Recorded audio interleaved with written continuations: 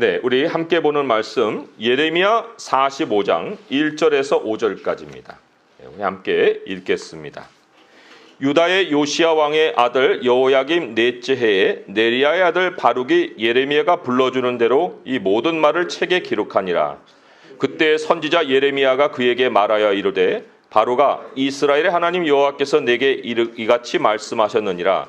내가 일찍이 말하기를 화로다, 여호와께서 나의 고통에 슬픔을 더하셨으니 나는 나의 탄식으로 피곤하여 평안을 찾지 못하도다. 너는 그에게 이르라. 여호와께서 이와 같이 말씀하시기를 보라, 나는 내가 세운 것을 헐기도 하며 내가 심은 것을 뽑기도 하나니 온 땅에 그리하겠거늘 네가 너를 위하여 큰 일을 찾느냐? 그것을 찾지 말라.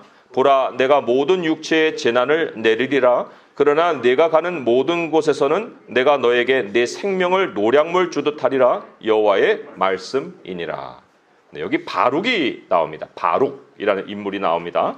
예레미야를 도운 하나님의 사람이에요. 예레미야가 나라의 재난을 자꾸 선포했기 때문에 많은 횟수로 감옥에 갇혔습니다. 거동의 제한이 있었어요. 그래서 예레미야를 돕는 자가 필요했는데 그 사람이 바로 바룩이었습니다. 바룩이 특별히 한 일은 예레미야가 하나님께 받은 말씀을 말을 할 때 그가 그것을 받아쓰고 그 받아쓴 거를 이제 사람들에게 읽어주는 그런 사역을 했습니다. 예레미야는 감옥 안에 있기 때문에 뭘 쓸 수가 없어요. 그래서 바룩이 감옥을 방문해서 예레미야는 안에 있고 바룩은 밖에 있고 예레미야는 말하고 바룩은 밖에서 이제 받아쓰는 이제 그런 사역을 했습니다. 오늘 이 말씀의 배경이 되는 것이 36장에 나와요. 36장을 잠깐만 한번 보겠습니다. 36장 5절에서 6절을 제가 읽어보면 이렇습니다. 예레미야가 바룩에게 명령하여 이르되 나는 붙잡혔으므로 여호와의 집에 들어갈 수 없으니 너는 들어가서 내가 말한 대로 두루마리에 기록한 여호와의 말씀을 금식일에 여호와의 성전에 있는 백성의 귀에 낭독하고 유다 모든 성읍에서 온 자들의 귀에도 낭독하라. 이렇게 이제 낭독을 명령을 했습니다. 그런데 실제로 그렇게 하니까 고관들에게 또 읽어줬어요. 19절로 내려오니까 이에 고관들이 바룩에게 이르되 너는 가서 예레미야와 함께 숨고 너희가 있는 곳을 사람에게 알리지 말라 하니라. 굉장히 위험한 상황이 됐습니다. 자, 그리고는 이제 23절로 오니까 그 두루마리 읽은 말씀을 왕에게 갖다 줬더니 그 왕이 어떻게 했느냐? 23절에 여우디가 서너 쪽을 낭독하면 왕이 칼로 그것을 연하여 베어 화롯불에 던져서 두루마리를 모두 태웠더라. 그래 32절에 보면 다시 이제 씁니다. 이에 예레미야가 다른 두루마리를 가져다가 네리야의 아들 서기관 바룩에게 주매 그가 유다의 여호야김 왕이 불사른 책의 모든 말을 예레미야가 전하는 대로 기록하고 그 외에도 그 같은 말을 많이 더하였더라. 이게 이제 오늘 본문의 배경이에요. 자, 이 바룩을 통해서 하나님이 우리에게 무엇을 오늘 가르쳐 주려 하시는가? 어려운 때에 오늘과 같은 시대입니다. 어려운 때에 우리가 삶을 어떻게 살아야 하는가? 그거를 오늘 바룩을 통해서 알려주고 있습니다. 특별히 이 나라가 어렵고 또 전 세계가 지금 어려운 시대입니다. 오늘날과 같은 이 시대에 우리 그리스도인이 하나님의 백성이 어떻게 살아갈 것인가 하는 것을 이 45장 짧은 구절이지만 이 한 장을 통해서 하나님이 우리에게 가르치고 계신다는 거예요. 오늘 5절에 보면 그 상황이 그렇게 나오죠. 내가 모든 육체의 재난을 내리리라. 모든 육체에 임하는 재난의 상황에 지금 일이 벌어지고 있습니다. 자, 앞으로 예수님이 다시 오실 그때에도 재난은 국지적이지 않습니다. 온 세계에 모든 재난이 다 퍼져 있는 때에 인자가 오신다고 얘기를 하고 있습니다. 그래서 지금 사실 우리가 태어나서 지금까지 이런 것을 겪지 못했는데 지금 이런 상황을 우리가 맞는 것은 마지막 때에 대한 예방 접종이에요. 뭐 코로나 바이러스 백신이 나오기를 자꾸 우리는 기다리는데 지금 우리는 백신을 맞고 있는 거예요. 마지막 때에 대한 백신을 지금 이런 상황으로 우리는 맞고 있다. 그것도 지금 사실 재난의 시작입니다. 재난은요, 시작도 있고 과정도 있고 끝도 있어요. 근데 예수님이 복음서에 보니까 재난의 시작이라 했던 그 현상이 전쟁, 기근, 또 지진, 전염병이 4대 재난의 시작의 표시 중에 하나입니다. 그리고 이것은 우리 시대만의 문제는 아니었죠. 과거에 보면은 전염병이 많이 전 세계에 창궐을 했지만 그때는 또 국지적이었어요. 그러나 지금처럼 이렇게 전 세계가 들썩이는 전염병은 처음입니다. 이게 재난의 시작이 되었다는 거예요. 그런데 끝은 어떻게 오느냐? 천국 복음이 세상에 전파되어야 하리니 그제야 끝이 오리라. 그러니까 끝은 재난으로 올 것 같은데 하나님의 말씀이 다 전해지지 않는 상황에서는 끝이 안 온다. 끝은 복음으로 인해서 온다고 얘기를 합니다. 자, 그런데 이제 그 과정을 보니까 그 중간에는 큰 환란이 있을 것이다. 이렇게 말씀하시는데 환란의 내용을 가만히 이렇게 보니까요. 재난의 시작에는 환경이 어려워지는데 정작 큰 환란이 닥친 내용을 보니까 믿는 사람들이 핍박을 받는 상황이 펼쳐집니다. 일반 사람들은 일상을 삽니다. 그런데 그리스도인에 대해서는 핍박이 주어지는 거예요. 그렇다고 해서 뭐 일반 사람들은 행복하게 살고 있느냐? 그것이 아니라 그냥 일반 사람들은 지금 살듯이 계속 일상을 살아가는데 상황이 바뀐 것이 뭐냐? 그리스도인이 핍박을 당한다는 거예요. 지금 한국의 상황이 그렇지 않습니까? 이것이 그대로 지금 말씀대로 일어나고 있는 것이지 우리가 이상한 일을 당하고 있는 것이 아니다는 것입니다. 그리고는 맨 마지막에 정말 상황을 통해서 이게 절정이다 라고 얘기해 주시는 표시가 뭐냐? 1월 성신의 변화가 생깁니다. 우주가 권능이 흔들려요. 그때가 되면 이제 완전히 끝이 오는 그런 상황이라고 말씀을 하십니다. 자, 이 바룩의 세대는 세상의 끝은 아니죠. 하지만 나라의 끝이 다가오고 있는 상황에 일어난 사건이에요. 이제 7년 후면은 모든 사람들이 사로잡혀가는 상황이 이제 닥치고 있습니다.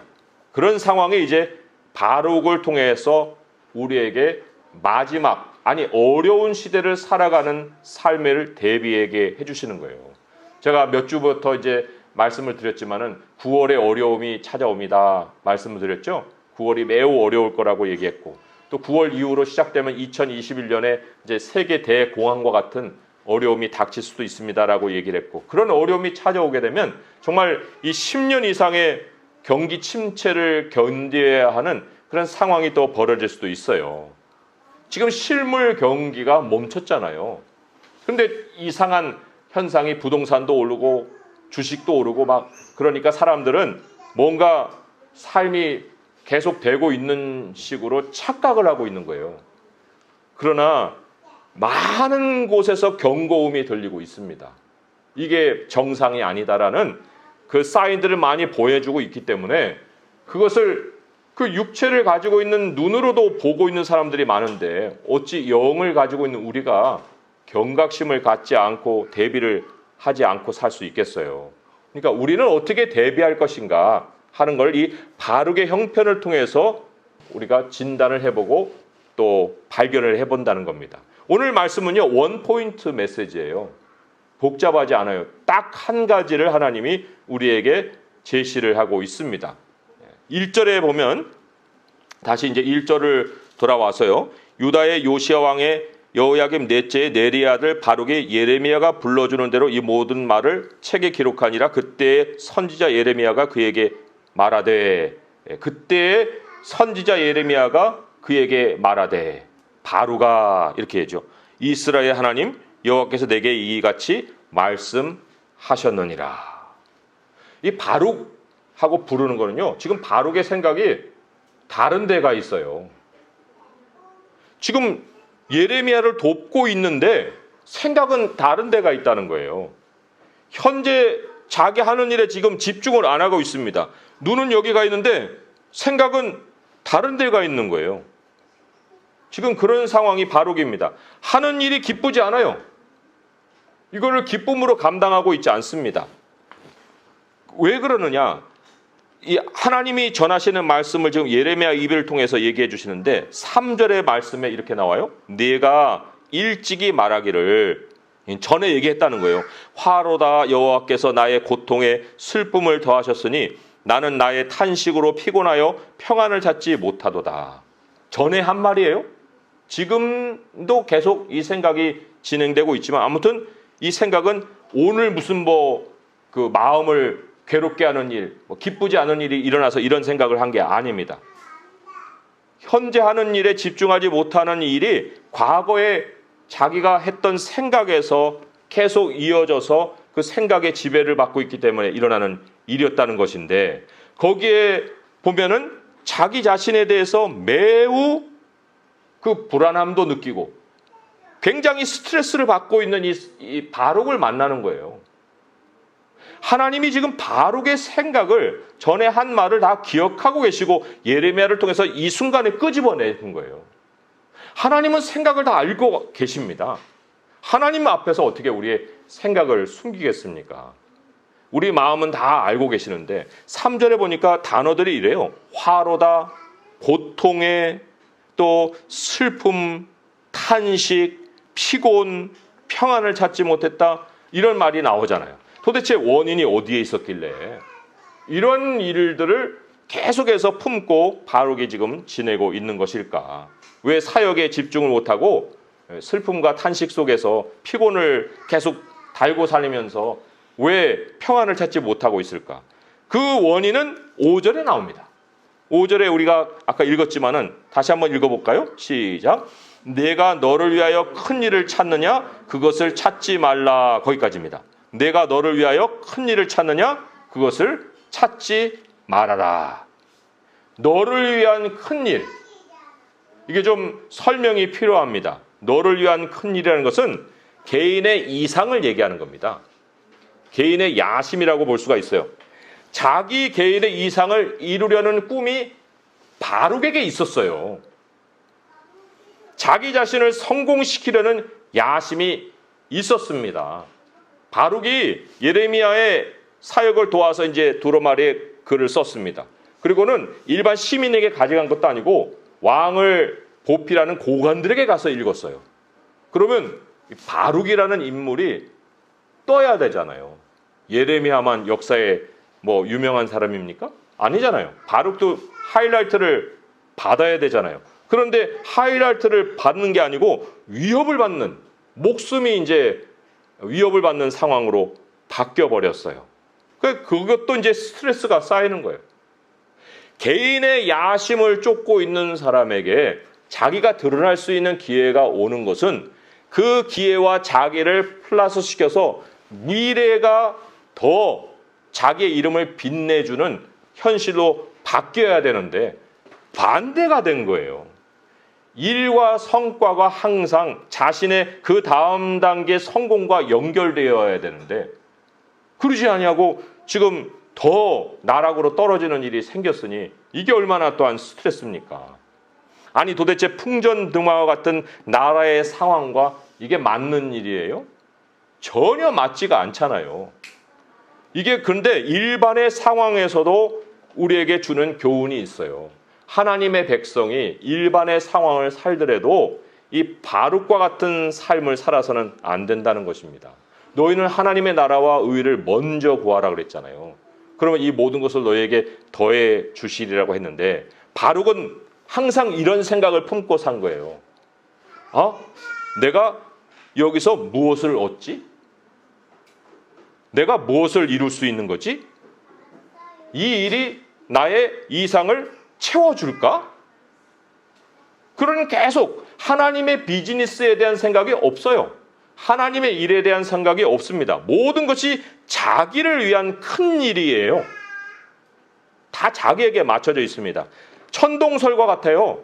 천동설 뭐예요? 지구는 가만히 있고 모든 우주가 지구를 통해서 움직인다는 거 아니에요? 그러니까 천동설의 주인공이 누굽니까? 나죠. 모든 천체가 나를 중심으로 돌아가고 있어야 되는 거예요. 말로만 내 인생의 주님은 하나님이십니다. 말로만 그러지 실제는 다 나를 위해서라는 거예요. 내가 다니는 직장, 내가 다니는 학교, 또 내가 섬기는 교회조차도, 나의 가정까지 모든 것이 다 나의 들러리예요. 나의 환경을 이루는 거예요. 심지어 그 나의 이상과 맞지 않으면 그냥 버려요. 나는 항상 나의 이상에 가 있고 현재를 섬기지 않는다는 겁니다. 나의 지금이 얼마나 소중한지를 모르고 산다는 거예요.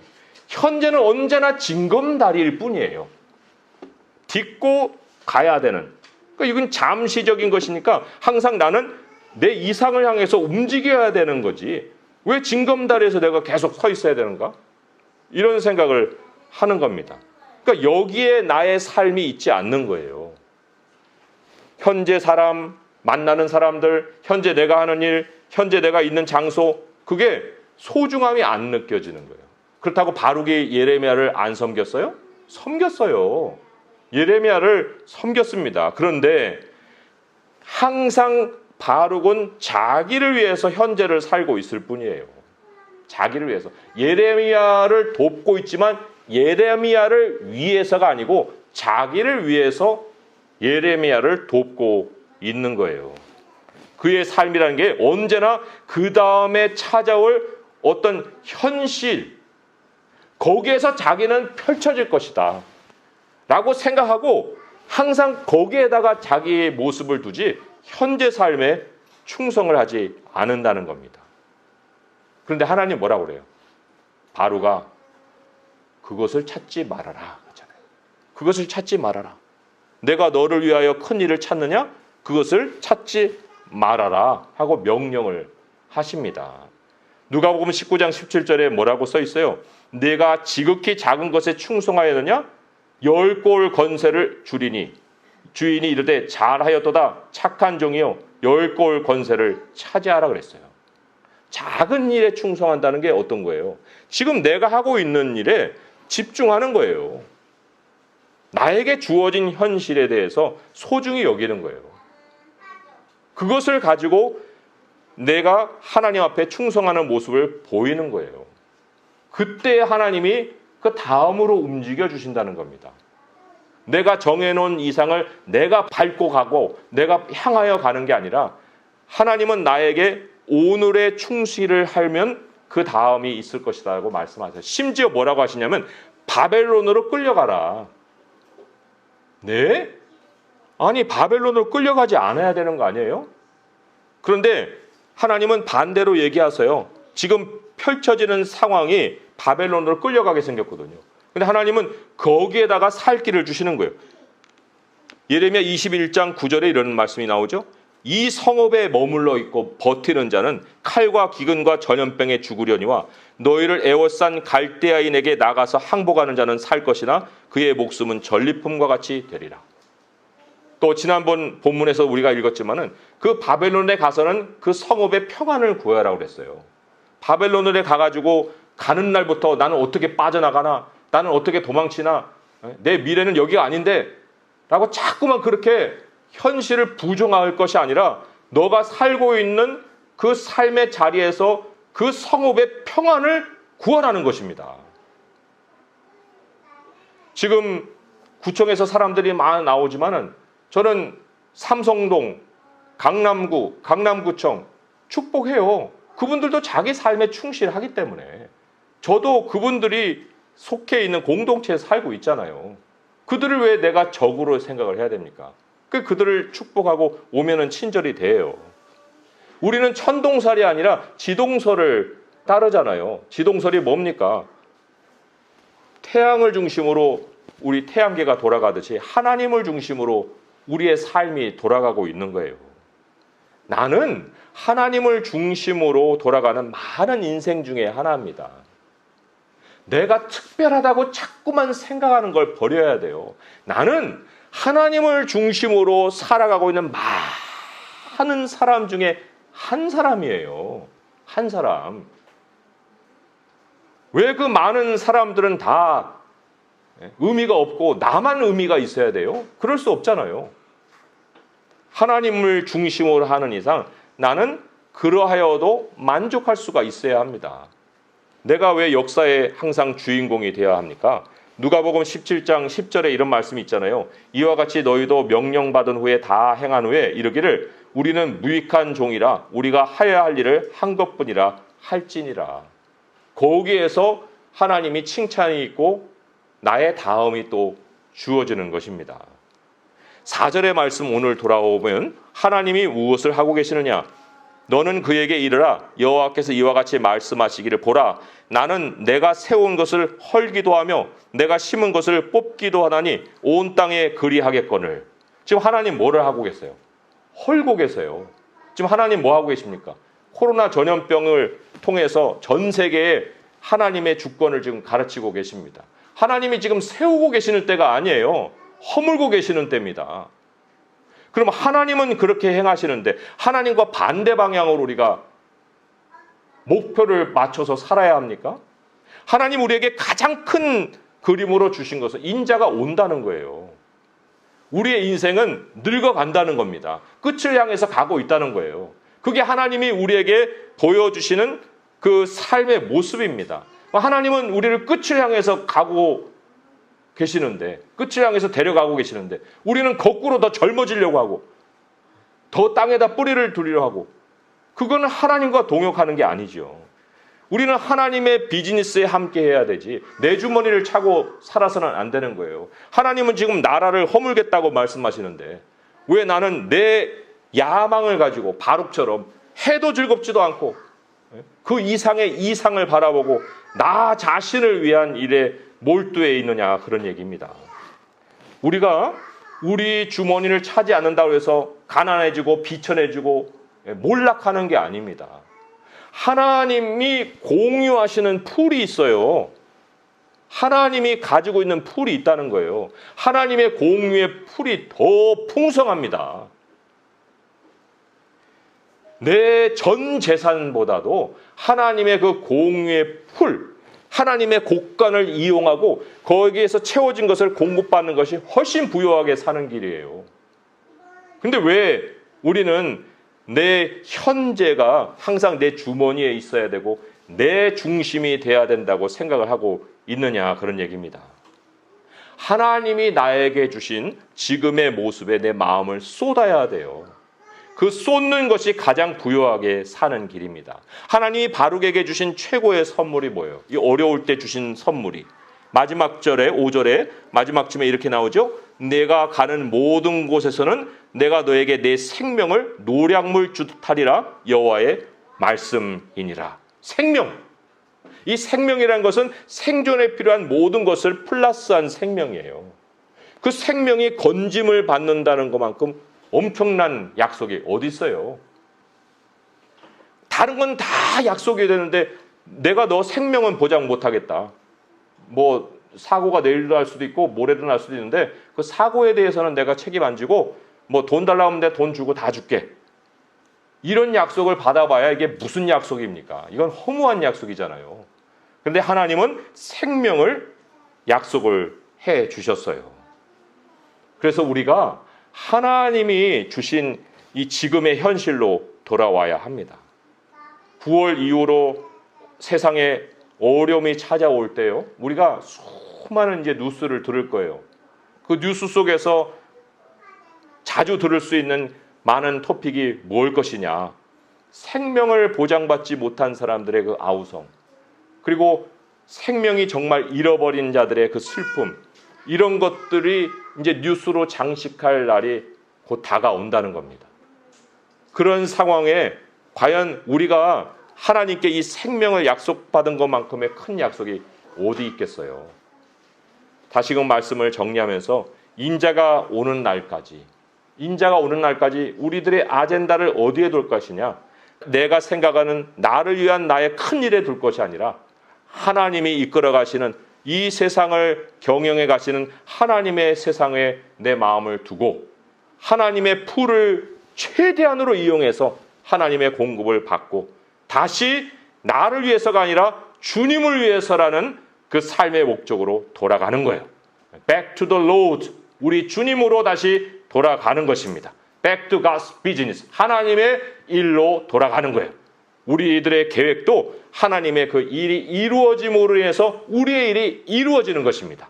하나님, 그래서 이제는 내 주머니를 따로 차지 아니하고 하나님께로 내 마음을 드립니다. 무엇을 하더라도 즐겁게 하게 하시고 이 현재를 잘 읽어내게 하시고 하나님이 그 다음으로 인도해 가시는 그 순간에 이르기까지 오늘을 참아내고 오늘을 하나님과 또한 일상을 동행할 수 있는 우리가 되게 하소서. 이러한 기도로 일상을 살아갈 수 있는 성도 될 수 있기를 주님의 이름으로 축원드립니다. 기도하겠습니다.